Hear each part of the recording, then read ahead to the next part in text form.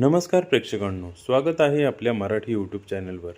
आज आपण पाहणार आहोत, चुकूनही या लोकांच्या पायाला हात लावू नका। पहिलं, जावयाने सासऱ्याच्या पायाला हात लावू नये। महादेवाने दक्षाचा शिरच्छेद केला तेव्हापासून असा नियम आहे।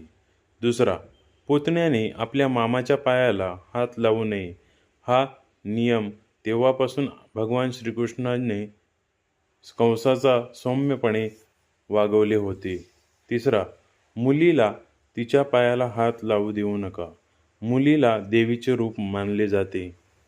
चौथं, झोपलेल्या किंवा पडलेल्या व्यक्तीच्या पायांना स्पर्श करू नका, कारण हिंदू धर्मात मृत व्यक्तीच्या पायांना स्पर्श केला जातो। पाचवं, मंदिरात कोणाच्याही पायाला हात लावू नका। असे करणे म्हणजे देवाचा अपमान आहे। अशाच नवनवीन माहितीसाठी आपल्या चॅनलला लाईक, सबस्क्राईब, शेअर आणि कमेंट्स करायला नक्की विसरू नका। धन्यवाद।